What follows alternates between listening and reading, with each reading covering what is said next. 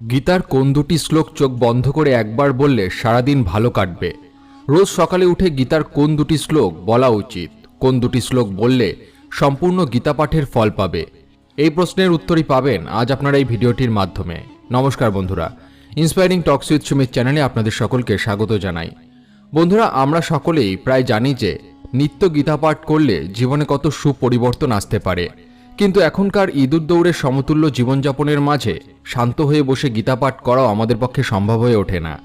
কিন্তু জানেন কি, গীতার কেবল দুটি শ্লোক পাঠ করেও সম্পূর্ণ গীতা পাঠের ফল পাওয়া যায়। চলুন তবে আজ আমরা সেই দুটি শ্লোকের সম্পর্কে জেনে নিই। প্রত্যেক দিন সকালবেলায় উঠে এই দুটো শ্লোক অবশ্যই পাঠ করবেন। এই দুটো শ্লোক কি তা জানার আগে আপনারা যারা এই চ্যানেলে নতুন তারা অবশ্যই চ্যানেলটি সাবস্ক্রাইব করুন এবং বেল বাটনে প্রেস করুন এরকম আরও অনেক নতুন ভিডিও নোটিফিকেশন পেতে। ভিডিওটি দেখে যদি ভালো লাগে তাহলে অবশ্যই একটি লাইক করবেন এবং সবাইকে শেয়ার করবেন যাতে তারাও ভিডিওটি দেখে উপকৃত হয়, এবং কমেন্টে জয় শ্রীকৃষ্ণ লিখতে ভুলবেন না। এবার চলুন শুরু করা যাক। বর্তমান সময়ে মানুষ যতই কোলাহলের মধ্যে থাকুক, দিন শেষে নিজেকে একা বলে বোধ করে। তেমনই একজন হলো আরুষ। কলকাতা শহরের বড় একটি কোম্পানিতে কর্মরত, কঠোর পরিশ্রমী, পেশাদার। মাত্র 32 বছর বয়সেই কর্মজীবনে যথেষ্ট সুনাম লাভ করেছে। টাকা পয়সার কোনো অভাব নেই, কিন্তু সে যে অভাবে ভোগে তা চোখে দেখা যায় না। সেটা হলো তার মনের শান্তির অভাব। বেশ কয়েক বছর আগে যখন কর্মসূত্রে নিজের শহর ছেড়ে পরিবার পরিজন ছেড়ে সে কলকাতায় এসে হাজির হয়, তখন তার এখানে কেউ ছিল না। এখানকার মানুষদেরকে সে সেইভাবে চিনত না। এখানকার রাস্তাঘাট জায়গা কিছুই তার চেনা ছিল না। তখন বেশিরভাগ সময়টা কাটাতো অফিসে বসে কাজ করতে করতে। দিন শেষে যখন সে বাড়ি ফিরত তখন তার মনের ভিতরটা মোচড় দিয়ে উঠত। ছোটবেলা থেকে জয়েন্ট ফ্যামিলিতে বড় হয়ে ওঠা, মা বাবা, জেঠু জেঠিমা, কাকু কাকিমা, ভাই বোনদের সাথে ভরা সংসারে মানুষ হয়েছে সে। কিন্তু শহরে সে এমন একলা পরিবেশে থাকতে থাকতে তার দম বন্ধ হয়ে আসছিল। তাই প্রতিদিনই অফিস থেকে যখন সে বাড়ি ফিরত চেষ্টা করত যেন বেশিরভাগ সময়টা রাস্তাতেই কাটে। তাই সে অনেক অচেনা পথে হাঁটতে থাকত, নতুন নতুন রাস্তার সাথে পরিচিত হতো। সেরকমই এক সন্ধ্যায় ক্লান্ত ও হতাশাগ্রস্ত আরুষ একটি পুরনো বইয়ের দোকানের সামনে হোঁচট খেয়েছিল। অপরিচিত একটি রাস্তা আবিষ্কার করতে গিয়ে যখন সেই দোকানের খোঁজ পেল, তখন সে সেই দোকানের ভিতরে ঢুকে চারপাশ দেখতে থাকে।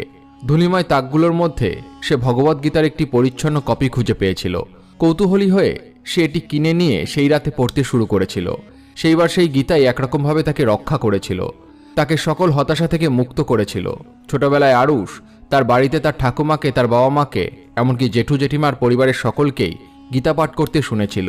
সে জানত যে যখনই গীতা পাঠ করা হয় তখনই মনের ভিতরে সব কোলাহল মিলিয়ে যায়। তাই যখন সে নিজে এমন কষ্টের মধ্যে দিয়ে যাচ্ছিল, গীতা হাতে পেয়ে তখন সে বুঝতে পারল ভগবানই তাকে কৃপা করেছেন। কিন্তু সেই গীতা পড়া সম্পূর্ণ হয়ে যাওয়ার পর বেশ কয়েক বছর কেটে গেছে। তারপর থেকে অনেকবার আরুষ আবার গীতা পাঠ করার চেষ্টা করেছে। আরুষ শুনেছিল যে প্রতিদিন গীতা পাঠ করলে মনের ভিতরে শুভ শক্তির সঞ্চার হয়, কিন্তু কর্মজীবনের ব্যস্ততায় সম্পূর্ণ গীতা পাঠ কখনোই সফল হয় না। বেশিরভাগ দিন তো গীতা ছুঁয়ে দেখাই সম্ভব হয় না। গীতা পড়ার পর বেশ কয়েকটা বছর কেটে গেছে, ফলে আরুষের মনে আবার ধীরে ধীরে হতাশা বাসা বেঁধেছে। এমন একদিন সে যখন অফিসের ক্যান্টিনে বসে টিফিন করছিল, তখন তার উচ্চপদস্থ এক কলিগ এসে তার পাশে বসে। সেই কয়েক বছরে আরুষকে বেশ ভালোভাবেই চিনেছে। আরুষের মুখ চোখের অবস্থা দেখে সে জিজ্ঞাসা করে, তোমার এমন অবস্থা কেন হে? আরুষ কিছুক্ষণ চুপ থেকে তার সমস্যার কথা তার কলিগকে জানায়। সবটা শোনার পরে সেই কলিগ বলে, সত্যি বটে, সারাদিন অফিসে কাজকর্ম করে খেটে পিটে বাড়িতে যাওয়ার পরে ভিতরে আর এনার্জি থাকে না। সম্পূর্ণ গীতা পাঠ সে তো অনেক বড় বিষয়, অনেক ধৈর্যের বিষয়। আর অফিস থেকে বেরোনোর সময় এমন তাড়া থাকে যে গীতা পাঠ করে ওঠা সম্ভব হয় না। তবে তুমি ঠিকই বলেছ, এমন একটা সময় আমাদের সংস্কৃতিতে এটাই ছিল যে বাড়ির সকলে প্রতিদিন সম্পূর্ণ গীতা পাঠ করত। সেই কারণেই তো তাদের মন সুস্থির থাকত। তারা জীবনকে যেমন উপভোগ করতে পারত, তেমনি বাঁচার আসল অর্থও জানত। এখনকার সময় আমাদের পরিস্থিতি এমন হয়েছে যে আমরা বাজো বলে টাকা রোজগার করি, কিন্তু বাঁচতে আর পারি কোথায়? ছোটাছুটিতেই তো জীবন শেষ হয়ে যাচ্ছে। তবে জানো তো আরুষ, আমাদের পরিবারের গুরুদেব আমাদের একটা বেশ উপায় বলে দিয়েছেন। তিনি বলেছেন যে ভগবদ্গীতার এমন দুটি শ্লোক আছে, যে দুটি শ্লোক প্রতিদিন পাঠ করলে সম্পূর্ণ গীতা পাঠের ফল লাভ হয়। তুমি চাইলেও এটা করতে পারো। বিশ্বাস করো, যেদিন থেকে আমি এই দুটো শ্লোক পাঠ করা শুরু করেছি সেদিন থেকে আমি দুশ্চিন্তা মুক্ত হয়ে গেছি। আরও সেই কথা শুনে তার সিনিয়রকে জিজ্ঞাসা করে সেই দুটো শ্লোক সম্বন্ধে। শ্লোক দুটি সম্পর্কে জানতে পেরে আরুষ ঠিক সেই দিনেই বাড়ি ফিরে সেই দুটি শ্লোক মুখস্থ করে নেয়। পরদিন থেকে আরুষ প্রতিদিন সকালে উঠে চোখ বন্ধ করে শ্লোক দুটিকে পাঠ করতে আরম্ভ করে। সপ্তাহখানেক পর থেকেই সে বুঝতে পারে তার জীবনে অনেক পরিবর্তন এসে গেছে।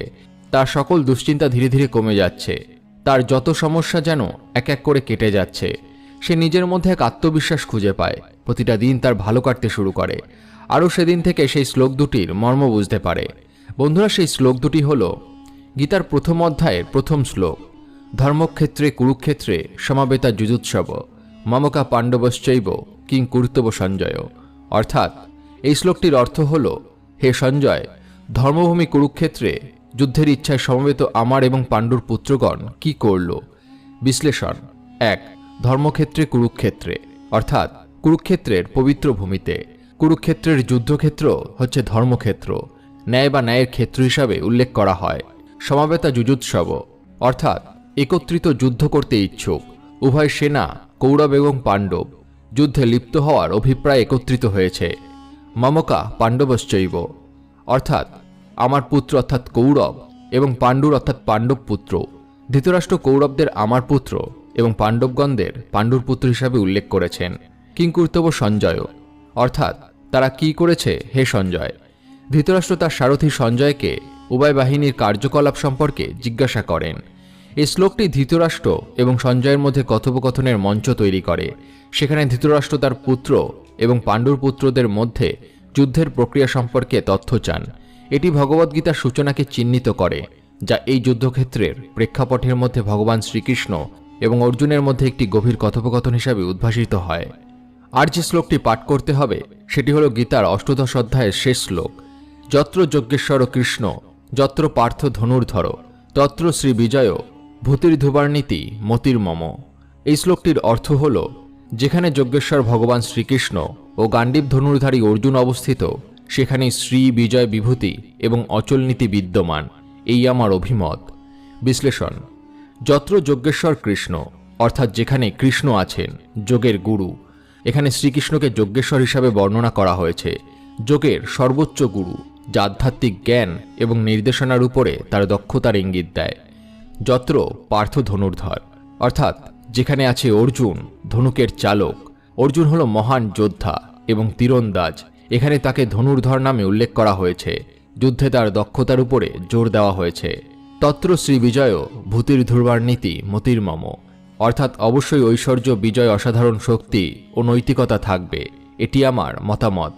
ভগবান কৃষ্ণ উপসংহারে বলেছেন যে যেখানেই কৃষ্ণ এবং অর্জুন উভয়ই একসাথে থাকবে সেখানে নিশ্চিত সাফল্য, শ্রীবৃদ্ধি, শক্তি এবং ধার্মিকতা থাকবে। ভগবদ্গীতার এই শ্লোকে জীবনের শ্রেষ্ঠত্ব এবং ধার্মিকতা অর্জনের জন্য ঐশ্বরিক নির্দেশনা এবং মানুষের প্রচেষ্টার গুরুত্ব তুলে ধরে। এই আধ্যাত্মিক জ্ঞান এবং ব্যবহারের দক্ষতার মধ্যে সমন্বয়ের উপরে জোর দেয়। পরামর্শ দেয় যে নিজেকে ঐশ্বরিক নীতির সাথে সারিবদ্ধ করা অনিবার্য সাফল্য এবং নৈতিক সততার দিকে পরিচালিত করে। তাই বন্ধুরা, অবশ্যই এই দুটি শ্লোক সকালে ঘুম থেকে উঠে নিয়মিত পাঠ করবেন। পারলে এই দুটি শ্লোকের অর্থ পাঠ করবেন। দেখবেন ধীরে ধীরে আপনার জীবনের সকল সমস্যা ভগবান শ্রীকৃষ্ণের কৃপায় দূর হয়ে যাবে। আপনি নিজের ভিতরে এক অপূর্ব শক্তি অনুভব করতে পারবেন এবং আপনার জীবনে আসা প্রত্যেকটা বাধার সম্মুখীন হয়ে আপনি খুব সহজেই সেই বাধাকে দূর করতে পারবেন। তো বন্ধুরা, ভিডিওটি দেখে যদি ভালো লাগে তাহলে অবশ্যই একটি লাইক করবেন এবং সবাইকে শেয়ার করবেন যাতে তারাও ভিডিওটি দেখে উপকৃত হয়।